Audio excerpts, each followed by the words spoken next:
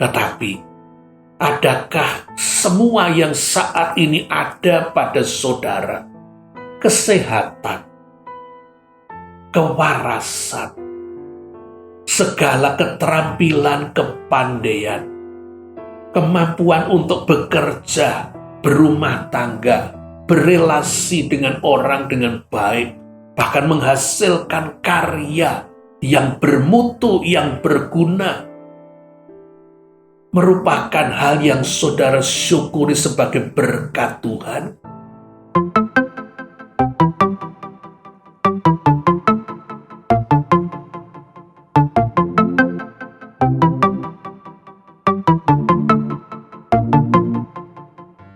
Shalom Bapak Ibu, Saudara-saudari, selamat bertemu kembali bersama dengan saya dalam seri Walking with God. Saya masih melanjutkan seri kontemplasi firman. Kali ini saya akan membahas tentang Yesus dan orang gila dari Gerasa, dari Markus pasal yang pertama. Saya bacakan ayat 1 sampai dengan 13. Lalu meloncat ayat 18 sampai dengan 20. Sebelum kita membaca firman Tuhan, mari kita berdoa memohon pertolongan Roh Kudus terlebih dahulu. Mari kita berdoa. Ya Tuhan yang kami panggil sebagai Bapa di dalam Tuhan Yesus Kristus, Tuhan yang menciptakan kami, yang memeliharakan hidup kami, bahkan Tuhan yang menyelamatkan hidup kami. Kami bersyukur untuk kasih sayang dan kasih setia Tuhan, sehingga Tuhan juga yang senantiasa hadir, menolong kami, memberikan apa yang menjadi kebutuhan kami, bahkan pengampunan dosa dan keselamatan. Apabila sekali lagi kami hendak membaca dan merenungkan sebagian dari firman Tuhan, tolonglah kami, ya Allah Roh Kudus. Berilah kami pewahyuan, berilah kami hikmat, berilah kami pengertian, supaya kami dapat menangkap apa yang menjadi firman Tuhan secara khusus bagi diri kami. Inilah doa kami yang kami naikkan di dalam nama Tuhan kami yang hidup, Sang Firman yang sudah menjadi Sang Manusia, Tuhan Yesus Kristus. Amin. Mari kita membaca dari Markus pasal yang kelima, ayat 1 sampai dengan 13, 18 sampai dengan 20, yang dituliskan demikian. Lalu sampailah mereka di seberang danau, di daerah orang Gerasa. Baru saja Yesus turun dari perahu, datanglah seorang yang kerasukan setan dari pekuburan menemui dia. Orang itu diam di sana, dan tidak ada seorang pun lagi yang sanggup mengikatnya, sekalipun dengan rantai, karena sudah sering ia dibelenggu dan dirantai, tetapi rantainya diputuskannya dan belenggunya dimusnahkannya, sehingga tidak ada seorang pun yang cukup kuat untuk menjinakkannya. Siang malam, ia berkeliaran di pekuburan dan di bukit-bukit sambil berteriak-teriak dan memukuli dirinya dengan batu. Ketika ia melihat Yesus dari jauh, larilah ia mendapatkannya lalu menyembahnya. Dan dengan keras ia berteriak, "Apa urusanmu dengan aku, hai Yesus, Anak Allah yang Maha Tinggi? Demi Allah, jangan siksa aku." Karena sebelumnya Yesus mengatakan kepadanya, "Hai engkau roh jahat, keluarlah dari orang ini." Kemudian ia bertanya kepada orang itu, "Siapa namamu?" Jawabnya, "Namaku Legion, karena kami banyak." Ia memohon dengan sangat supaya Yesus jangan mengusir roh-roh itu keluar dari daerah itu. Adalah di sana di lereng bukit sejumlah besar babi sedang mencari makan. Lalu roh-roh itu meminta kepadanya, katanya, "Suruhlah kami pindah ke dalam babi-babi itu, biarkanlah kami memasukinya." Lalu keluarlah roh-roh jahat itu dan memasuki babi-babi itu. Kawanan babi yang kira-kira 2.000 jumlahnya itu terjun dari tepi jurang ke dalam danau dan mati lemas di dalamnya. Saya meloncat ayat yang ke-18. Pada waktu Yesus naik lagi ke dalam perahu, orang yang tadinya kerasukan setan itu meminta supaya ia diperkenankan menyertai dia. Yesus tidak memperkenankannya, tetapi ia berkata kepada orang itu, "Pulanglah ke rumahmu, kepada orang-orang sekampungmu, dan beritahukanlah kepada mereka segala sesuatu yang telah diperbuat oleh Tuhan atasmu, dan bagaimana ia telah mengasihani engkau." Orang itu pun pergilah dan mulai memberitakan di daerah Dekapolis segala apa yang telah diperbuat Yesus atasnya, dan mereka semua menjadi heran. Ibu, bapak, saudara-saudari yang dikasihi oleh Tuhan Yesus Kristus, kira-kira apa yang dipikirkan dan dirasakan oleh orang Gerasa yang kerasukan roh-roh jahat ini? Mungkin dia akan berkata, "Aku tidak tahu persis apa yang menjadi penyebabnya. Tetapi tiba-tiba hidupku berubah drastis, 180 derajat. Aku tidak lagi berkuasa atas tubuhku. Aku dianggap sebagai ancaman yang berbahaya bagi semua orang yang di dekatku. Karena itu aku dijauhi semua orang.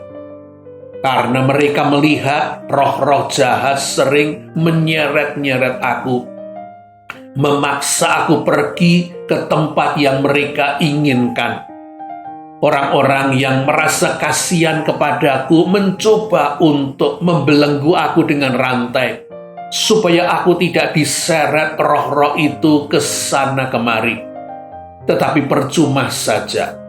Aku dirantai dan dibelenggu karena roh-roh jahat di dalam tubuhku membuat aku memiliki kekuatan yang sangat besar, sehingga melaluiku roh-roh jahat itu memutuskan semua rantai dan belenggu. Tidak ada yang berhasil mengikat aku. Aku sudah dianggap bukan lagi manusia. Aku ditakuti, tetapi juga dihindari, sepertinya aku ini binatang buas atau monster. Ya, aku bisa mengerti mengapa mereka bersikap begitu. Aku tahu apa kecenderunganku bila berdekatan dengan mereka. Aku selalu ingin menyerang mereka. Sesungguhnya itu bukan mauku. Tindakanku untuk menyerang mereka sesungguhnya adalah oleh karena roh-roh jahat yang melakukannya dan memakai tubuhku, dan aku tidak berdaya untuk mengendalikan tubuhku sendiri. Tubuhku dijajah oleh roh-roh jahat, dan mereka ada banyak sekali di dalam tubuhku. Kadang-kadang aku berpikir aku ini seperti asrama, tempat penampungan roh-roh jahat ini. Ada banyak mereka ini bersuara di dalam kepalaku yang membuat kepalaku sangat sakit. Ada yang menyuruh untuk berbuat begini, ada yang menyuruh untuk berbuat begitu, ada yang berteriak-teriak, ribut sekali. Dan terkadang mereka seperti anak-anak yang bertengkar, saling memaki, berkelahi sendiri. Tetapi yang menjadi korban adalah tubuhku, oleh karena mereka seringkali memakai kedua tanganku untuk saling memukul. berkelahi seolah-olah mereka ada di kedua tanganku, dan bahkan kemudian mereka memukuli badanku, bukan hanya dengan kepalan tanganku sendiri, tetapi seringkali juga dengan batu. Tangan-tanganku seringkali sudah tidak bisa aku kendalikan. Dan bila aku dalam keadaan sadar dan aku bisa berpikir dengan jernih, aku tidak ingin tanganku menyakiti tubuhku sendiri. Tetapi seringkali aku tidak bisa berpikir dengan jernih. Dan itulah yang terjadi dengan kedua tanganku. Aku memang sudah tidak normal. Oleh karena itu orang banyak menyebut aku orang gila, tidak waras. Ya pantas mereka menyebutku orang gila, karena aku berkeliaran dan aku berteriak-teriak bahkan dengan telanjang tanpa pakaian.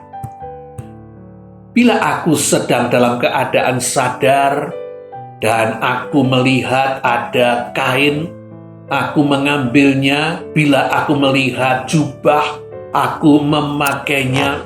Tetapi roh-roh jahat yang ada di dalam diriku, dengan memakai tanganku merobek-robek kain ataupun jubah itu, sehingga akhirnya aku kembali bertelanjang.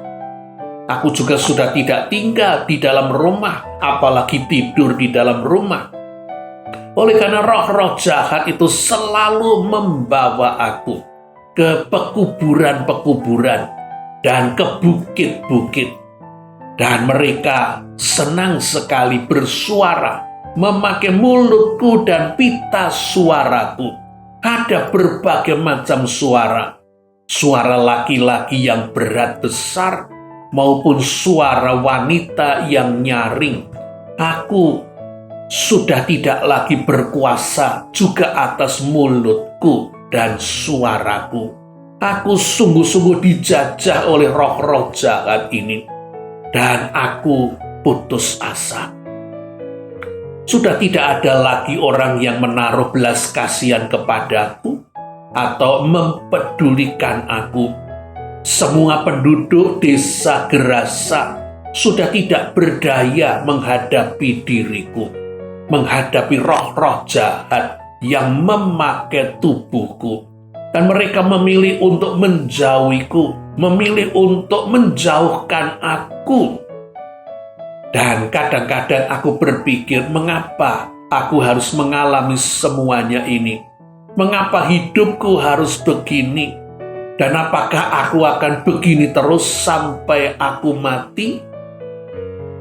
Dan kadang-kadang kalau sempat aku berpikir dengan jernih, berpikir bahwa aku mati lebih baik daripada aku hidup dan terjajah seperti ini.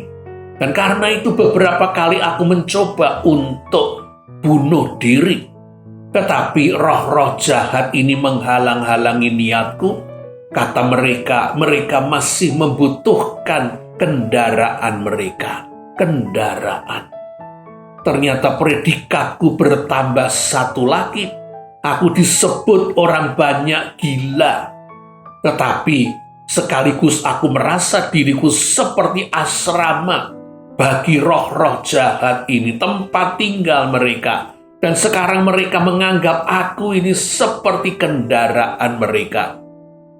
Mungkin mereka membayangkan aku ini seperti truk, bis yang mampu menampung mereka dalam jumlah yang banyak itu.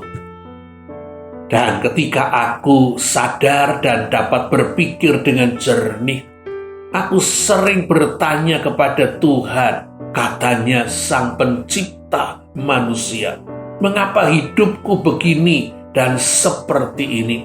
Mengapa aku tidak dapat hidup normal seperti orang-orang lain? Mengapa Tuhan membiarkan aku dijajah, dianiaya oleh roh-roh? Bahkan mereka adalah roh-roh yang membenci Tuhan, yang seringkali merusak pekerjaan Tuhan. Mengapa Tuhan membiarkan aku dijadikan alat roh? pameran, kehadiran, dan kekuatan mereka yang membuat orang menjadi takut. Lalu orang-orang akan memberi mereka korban, sajen, persembahan. Apakah Tuhan sudah tidak peduli lagi kepadaku? Ataukah apakah Tuhan tidak berdaya menghadapi masalahku, menghadapi roh-roh jahat yang banyak di dalam diriku? Apakah Tuhan sudah tidak mengasihani aku dan membiarkan aku menderita? Tetapi suatu saat aku tidak terlalu tahu mulanya mengapa roh-roh jahat di dalam diriku begitu ribut, gaduh, dan bahkan ketakutan. Walaupun mereka jumlahnya banyak dan selama ini kekuatan mereka luar biasa, mengapa mereka ketakutan? Mengapa mereka begitu ribut dan gempar?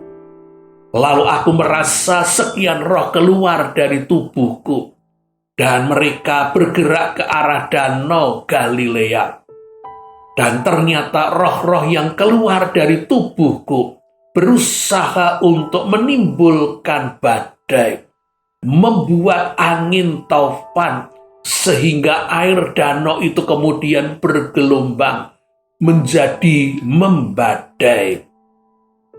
Dan aneh sekali pikirku, walaupun sering aku melihat air danau itu memang menjadi angin ribut, membuat menjadi berarus keras. Oleh karena angin yang turun dari pegunungan Hermon yang tinggi, begitu turun dan masuk ke dalam danau terkurung oleh gunung-gunung. Angin yang tidak dapat keluar ini kemudian berputar-putar di atas danau dan menjadi gelombang, menjadi angin taufan di atas danau. Tetapi apa yang diupayakan oleh roh-roh yang keluar dari tubuhku adalah membuat angin taufan dan gelombang laut yang lebih besar dari apa yang selama ini selalu terjadi.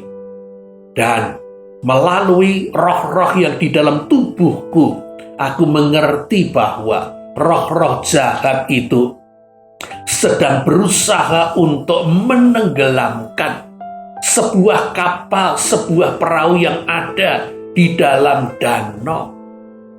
Sebuah perahu yang sedang bergerak agaknya ke arah tempatku ini, Gerasa, dan perahu inilah yang mau ditenggelamkan oleh roh-roh jahat. Aneh sekali apa yang dilakukan roh-roh ini. Dan aku melihat dari kejauhan nelayan-nelayan yang sebenarnya sudah berpengalaman menjadi nelayan, melakukan pekerjaan dengan perahu, mengendarai perahu bahkan di tengah badai sekalipun. Ternyata kewalahan menghadapi kapal yang diguncang, yang diombang-ambingkan, dan air yang bergelombang menghantam, meluap, mulai masuk ke dalam perahu. Mereka mulai berteriak-teriak satu terhadap yang lain ketakutan. Lalu aku melihat seorang pria muda bangkit berdiri, dan kemudian dia mengarahkan kepada roh-roh jahat yang menimbulkan badai topan ini dan menghardik, "Diam, tenanglah." Dan sungguh aku heran dan terkagum-kagum. Oleh karena roh-roh jahat yang biasanya ini liar, roh-roh jahat yang biasanya tidak bisa dikendalikan, ternyata taat dan tunduk kepada suara orang itu. Aku tahu roh-roh itu kemudian mengatakan, "Dialah Rabi Yesus dari Nazaret." Roh-roh jahat itu kemudian meninggalkan danau dan kembali masuk ke dalam tubuhku. Aku sungguh heran. Aku sungguh dibuat kagum oleh peristiwa ini. Oleh karena baru kali ini aku melihat ada seseorang manusia yang berkuasa atas roh-roh jahat. Dan sekaligus itu menimbulkan pengharapan. Ada yang bisa mengalahkan roh-roh jahat ini. Walaupun roh-roh jahat ini banyak dan Rabi Yesus seorang diri, ternyata roh-roh jahat ini ketakutan dan tunduk dan taat. Perahu itu adalah rombongan Yesus bersama dengan murid-muridnya, dan benar mereka sedang menuju ke arah tempatku, Gerasa. Dan tidak lama kemudian mereka sampai di tepi, lalu mereka mendarat ke daratan, dan rombongan Yesus ini turun. Aku melihat Yesus turun, tetapi para muridnya dengan ragu-ragu mereka turun. Oleh karena mereka belum pernah datang ke tempat Gerasa ini, mereka tahu pasti ini bukan daerah orang Yahudi. Ini daerah orang-orang yang oleh orang Yahudi disebut kafir. Oleh karena sebagian besar penduduk Gerasa ini adalah peternak babi. Bukankah babi itu hewan najis bagi mereka orang-orang Yahudi? Oleh karena itu tidak ada orang Yahudi yang akan menginjakkan kaki mereka di daerah Gerasa ini. Lalu, mengapa Rabi Yesus? Dia pasti seorang Yahudi, bahkan dia seorang rabi.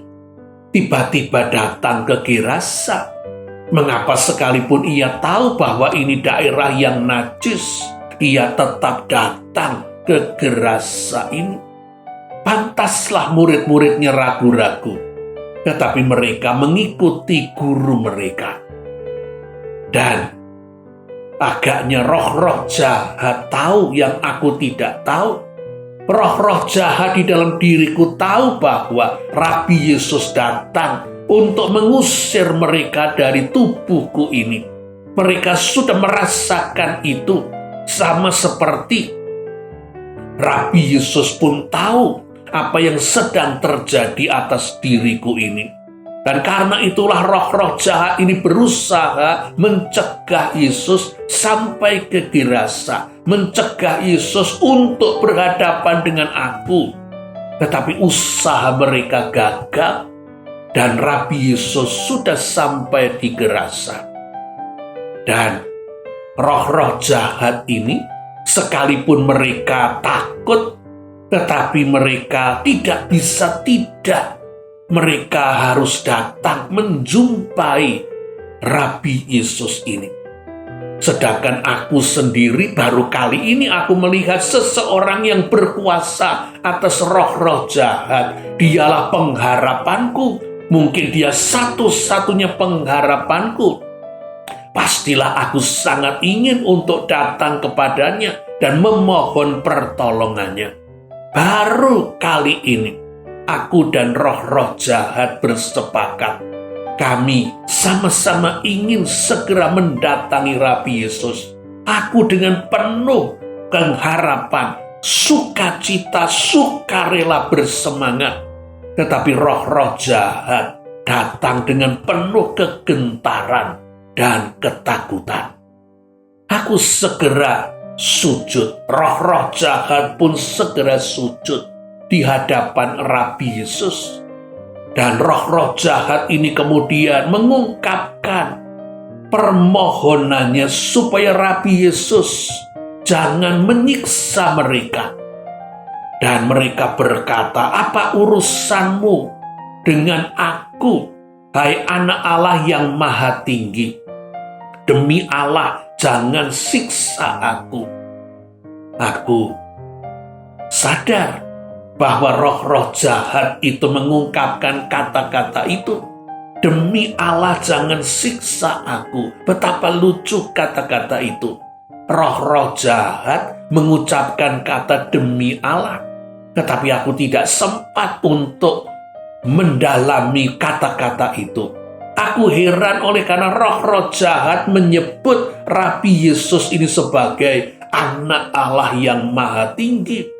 Ternyata dia bukan seorang rabi saja, dia bukan seorang pengajar, dia bukan seorang nabi. Dia lebih daripada itu. Dia adalah anak Allah yang maha tinggi. Roh jahat sesungguhnya memohon supaya jangan disiksa. Oleh karena belum waktunya, roh jahat bahkan memohon supaya mereka tidak diusir keluar dari daerah Gerasa ini.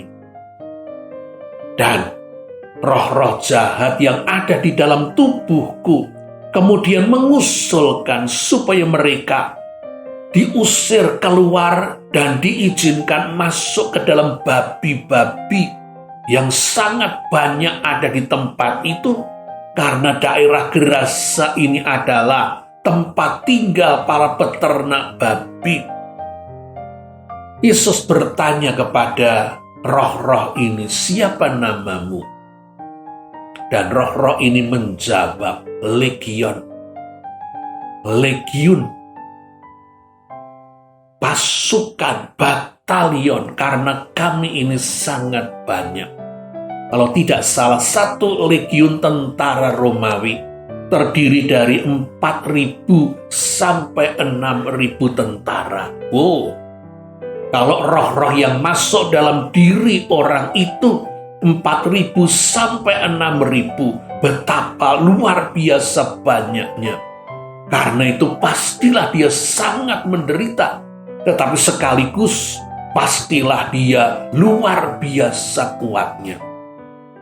Dan ketika roh-roh jahat itu meminta supaya diizinkan keluar dari diriku dan memasuki babi-babi itu, sekitar 2.000 banyaknya, Yesus mengizinkan.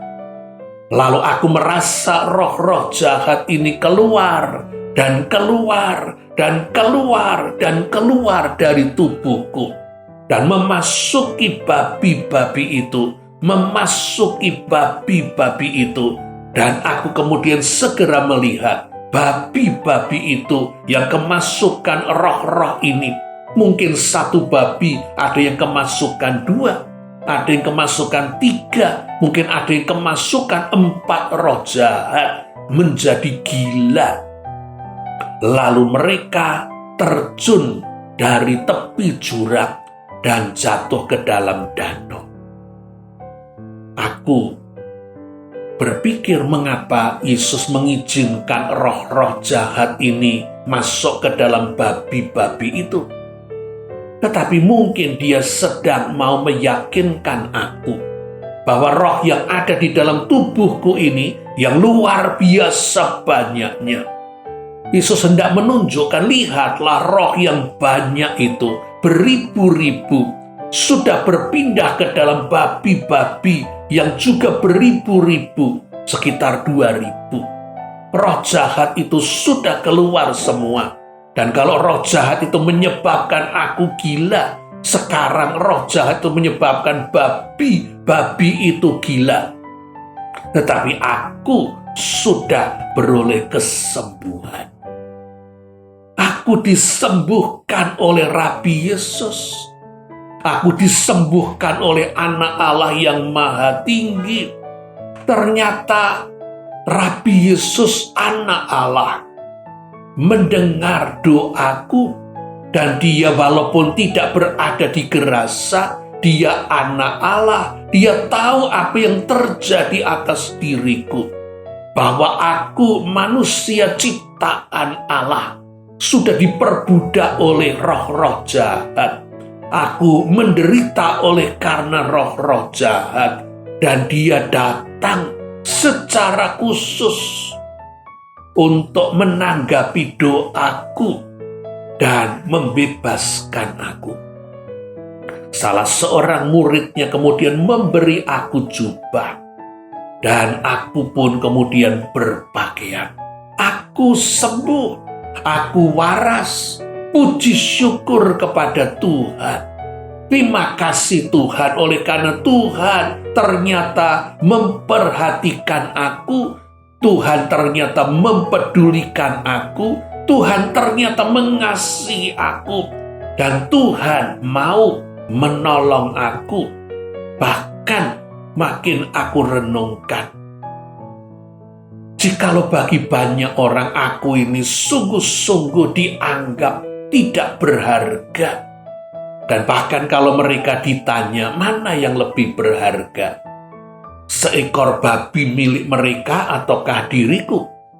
Pasti mereka dengan cepat menjawab.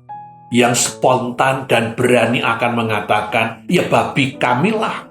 Babi kami menguntungkan kami, sedangkan orang gila itu merugikan kami. Jikalau mereka harus memilih mana yang lebih berharga, mereka pasti memilih babi mereka.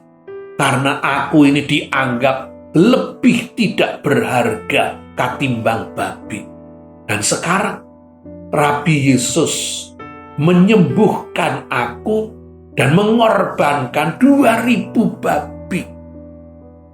Aku hampir tidak percaya bahwa Rabi Yesus menyembuhkan aku dengan korban, dengan mengorbankan, dengan harga 2.000 babi. Berapa harga seekor babi? Dan berapa harga 10 babi, 100 babi, 1.000 babi. Dan ini luar biasa oleh karena lebih dari 1.000 babi, 2.000 babi.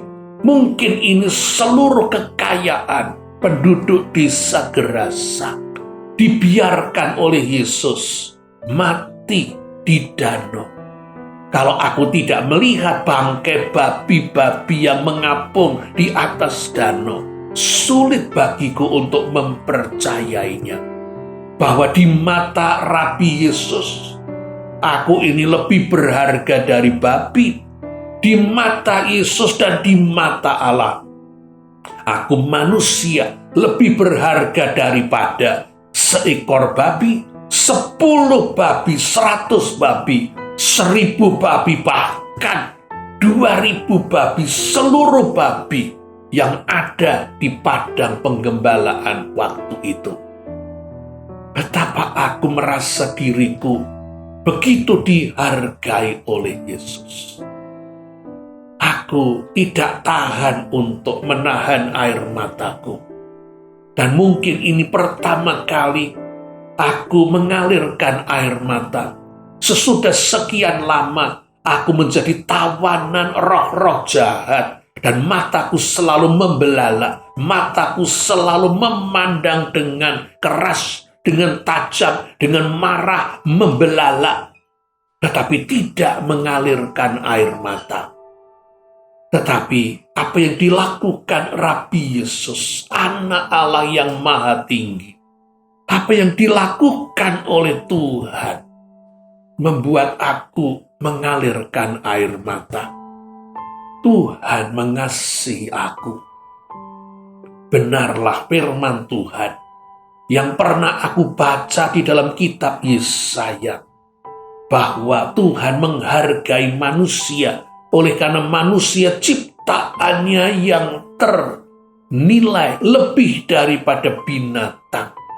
Dan bahkan di dalam Nabi Yesaya dikatakan bahwa manusia di hadapan Tuhan dikasihinya berharga dan mulia. Aku sungguh merasa diriku berharga. Rabi Yesus bukan hanya menyembuhkan aku, bukan hanya memberi kebebasan sehingga aku sekarang bisa mengendalikan tanganku, bisa mengendalikan mulutku, suaraku. Bukan cuma itu, aku bisa mengendalikan seluruh tubuhku. Aku merdeka. Tetapi lebih daripada itu, Yesus mengembalikan harga diriku. Hargaku sebagai manusia yang sudah pernah direndahkan lebih rendah daripada babi. Karena itu aku bertekad untuk menyerahkan hidupku ini menjadi hambanya Yesus, budaknya Yesus. Jikalau aku pernah diperbudak oleh roh-roh jahat dan aku menderita, dan aku dipaksa. Sekarang dengan sukarela dan sukacita, aku memperhambakan diriku. Aku bersedia menjadi budak untuk melayani Tuanku dan Tuhanku, Rabi Yesus. Aku akan mengikuti kemana saja ia pergi. Dan bila ia mengizinkan, aku ingin menjadi pengikut dan muridnya. Karena itu ketika kemudian penduduk Gerasa mengetahui gempar dengan apa yang terjadi, dan sesungguhnya mereka takut sekaligus marah karena seluruh harta kekayaan mereka dalam wujud babi tiba-tiba musnah. Aku tidak tahu bagaimana nasib danau itu. Apakah babi-babi yang 2000 itu akan dibiarkan terapung-apung di atas danau? Ataukah para pemilik babi ini akan mengambil babi mereka dan mungkin berusaha untuk menjualnya? Tetapi kalau oper babi seperti ini, bagaimana mereka bisa menjualnya? Apakah mereka bisa menyimpan babi-babi mereka yang mati ini? Mana mungkin menyimpan? Tempat apa yang bisa menyimpan babi sebanyak itu? Dan bukankah kalau begitu babi-babi ini akhirnya akan menjadi sia-sia? Tidak bisa diolah seluruhnya, tidak bisa dijual seluruhnya, tidak bisa disimpan seluruhnya, dan jikalau dibiarkan akan membusuk dan menjadi penyakit. Mungkin mereka harus menguburkan babi-babi itu. Dan aku segera berpikir betapa rekoso, betapa berat menguburkan babi sekian banyaknya. Tetapi itulah yang mereka hadapi nanti. Tetapi saat ini mereka takut dan marah lalu mengusir Rabi Yesus supaya meninggalkan tempat mereka Gerasa ini. Dan ketika Rabi Yesus naik ke atas perahu, aku segera mengungkapkan keinginanku untuk mengikuti dia, menyertai dia.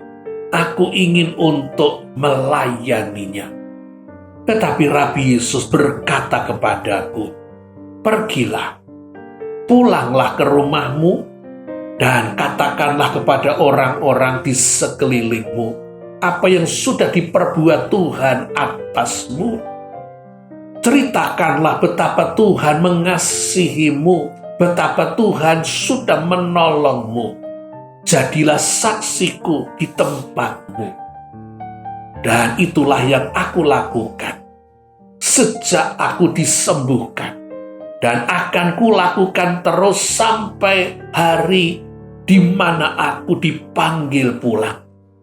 Aku akan hidup sebagai saksi Kristus di seluruh Gerasa ini, di sekitar Gerasa. Bahkan aku akan pergi kemanapun, ke 10 kota yang disebut Dekapolis. Bahkan kemanapun kakiku ini bisa melangkah, menjangkau. Aku akan menjadi saksi tentang kasih Tuhan. Aku akan menyaksikan tentang Rabi Yesus. Sesungguhnya dia adalah anak Allah yang maha tinggi. Dia berkuasa. Sesungguhnya dia adalah Mesias.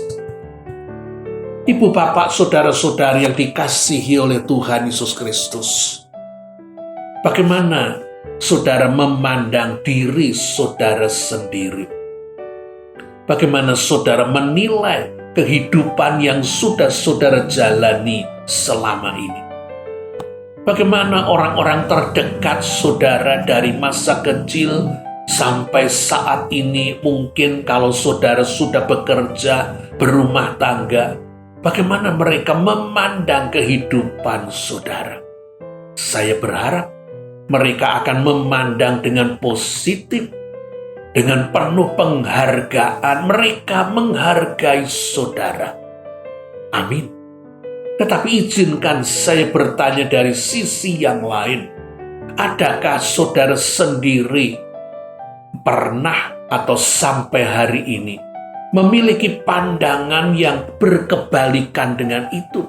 Saudara memandang diri saudara sendiri sebetulnya kurang berharga, bahkan tidak berharga, oleh karena saudara menemukan hal-hal yang buruk, hal-hal yang jelek, bukan pada fisik saudara, tetapi pada sikap, pada tingkah laku, pada perbuatan saudara. Jelek, buruk, jahat, curang, manipulatif. Dan itu juga yang kemudian dilihat oleh keluarga saudara. Orang-orang yang ada di sekeliling saudara. Dan saudara kemudian diberi penilaian jelek, negatif. Saudara dicap sebagai orang yang buruk. Bahkan mungkin ada yang menganggap saudara itu memuakkan. Apa yang terjadi jikalau ternyata saudara pernah atau sampai hari ini dinilai sebagai pribadi yang jelek, yang buruk? Apa yang saudara lakukan?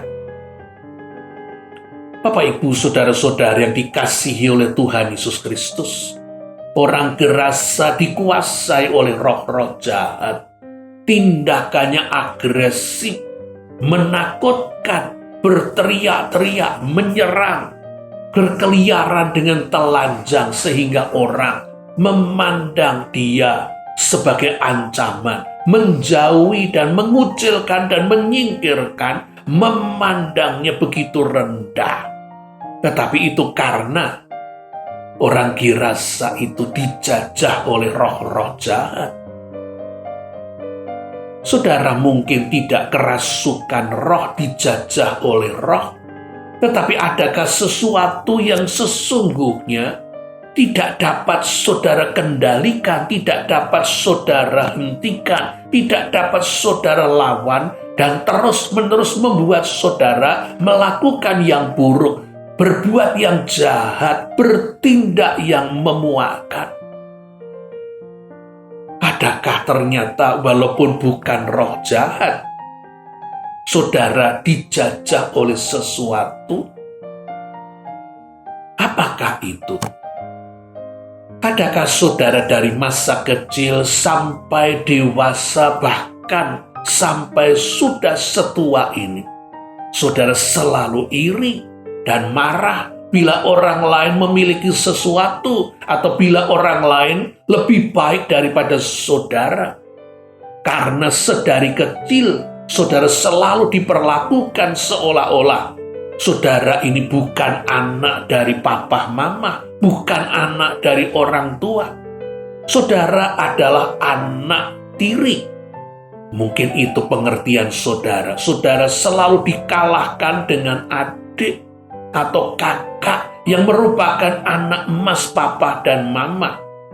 Dan karena itu saudara selalu menjadi yang nomor 2. Dan bahkan karena saudara-saudara dari saudara lebih dari satu, saudara bukan cuma nomor 2, bukan cuma nomor 3, saudara selalu menjadi nomor terakhir. Saudara sakit ketika saudara diperlakukan tidak adil, ketika saudara dibedakan begitu rupa dan begitu jelas. Saudara marah, saudara iri kepada teman, saudara iri kepada saudara-saudara yang lain. Dan itu ternyata bertumbuh terus menjadi seperti lubang donat yang tidak pernah bisa ditutup rapat. Itu menjadi luka yang menganga. Saudara selalu iri, saudara selalu melihat orang lain yang lebih dengan kemarahan. Dan setiap kali saudara melihat orang lain lebih baik, saudara segera tidak mampu menguasai perasaan iri dan marah. Dan saudara menjadi emosional. Saudara sulit mengendalikan diri saudara. Bukankah iri hati menjadi masalah saudara, menjajah saudara?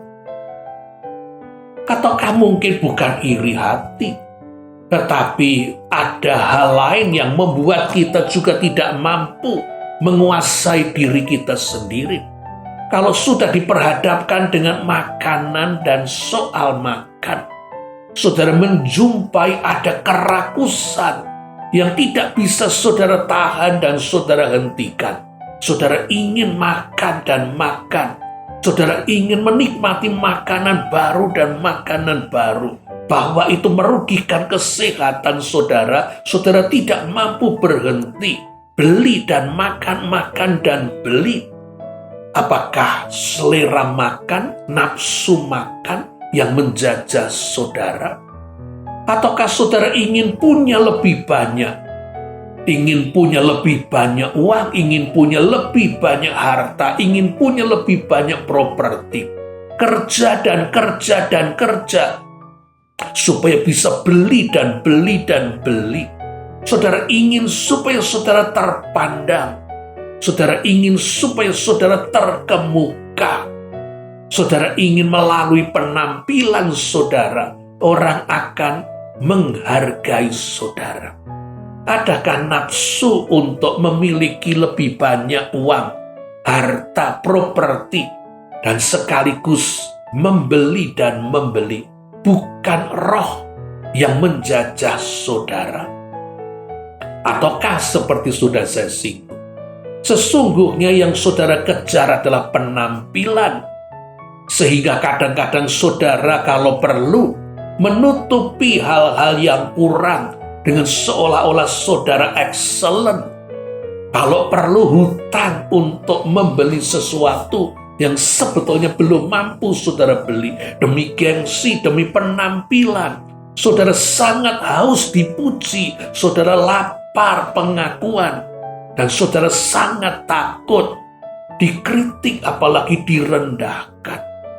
Apakah ini bukan sesungguhnya hal yang menjajah saudara? Mungkin bukan roh jahat yang membuat saudara kehilangan kewarasan saudara.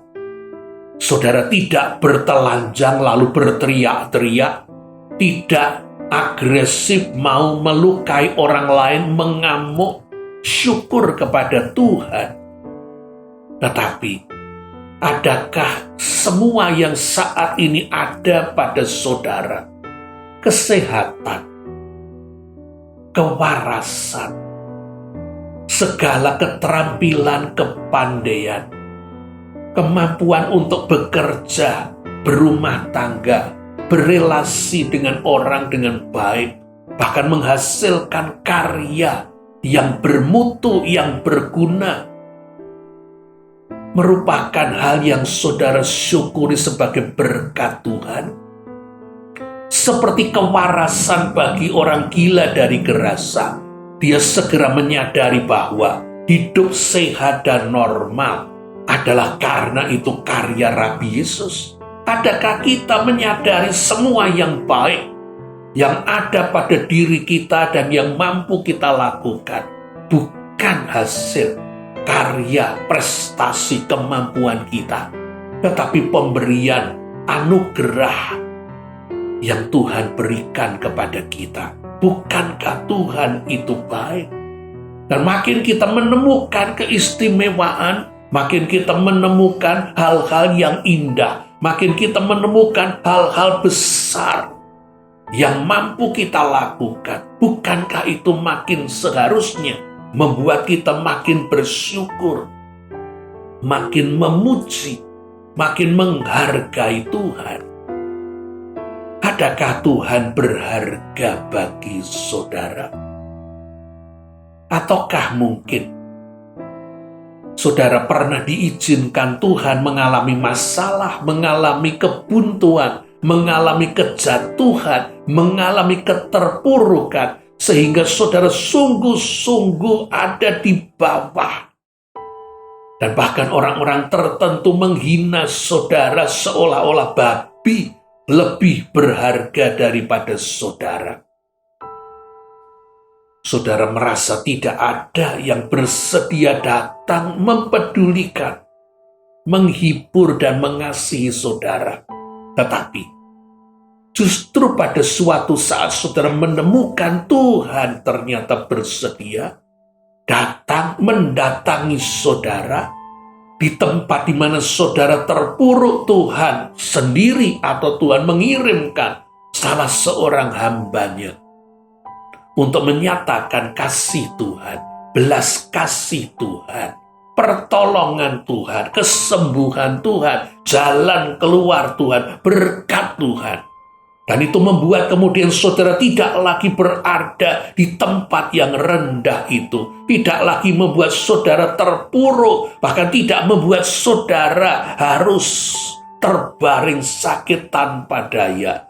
Saudara bisa menjadi pribadi yang dihargai banyak orang. Berkarya dengan baik. Saya yakin pada waktu itu saudara sangat bersyukur kepada Tuhan. Iya bukan? Saudara sangat memuji Tuhan. Karena Tuhan tidak seperti orang lain. Tuhan bahkan lebih baik dari keluarga kita.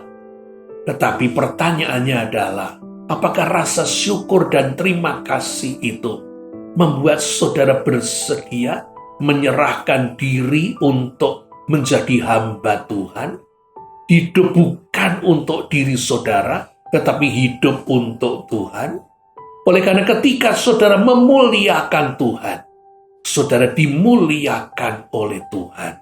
Ataukah saudara ternyata begitu mudah lupa akan segala kebaikan, menganggap segala yang baik yang ada pada diri saudara adalah hal yang biasa, yang normal, yang sudah seharusnya, tetapi marah bila terjadi hal-hal yang kurang baik, hal-hal yang merugikan saudara.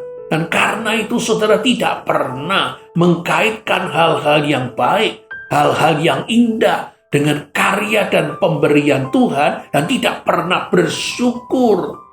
Saudara memegahkan diri seolah-olah semua itu prestasi saudara. Apakah saudara buta? Ataukah apakah saudara hanya bersyukur dulu sesaat dan sekarang saudara sudah tidak lagi bersyukur?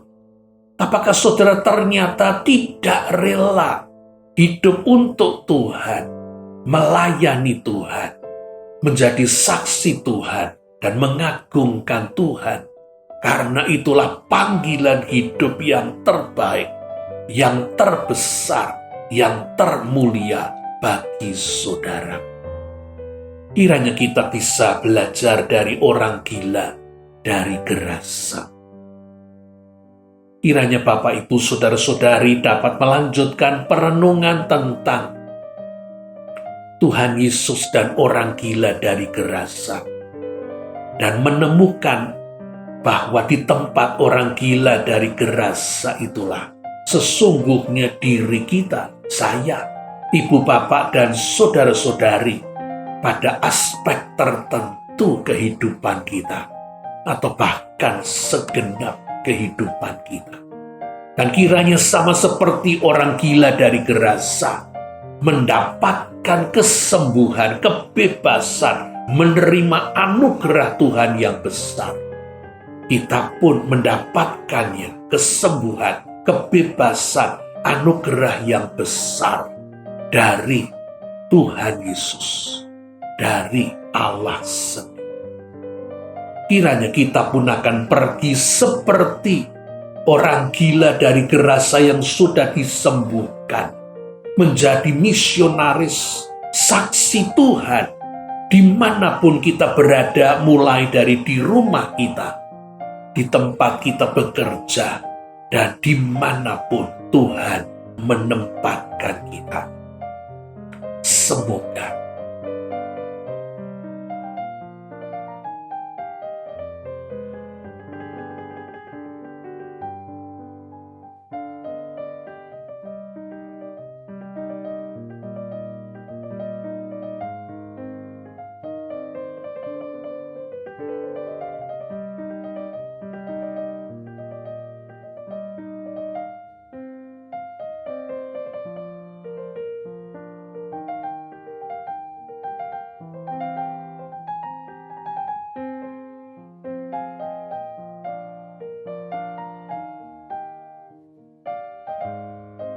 Kiranya Roh Kudus yang terus akan menuntun dan memimpin hidup kita. Terpujilah Bapa dan Putra dan Roh Kudus. Haleluya. Terima kasih Tuhan.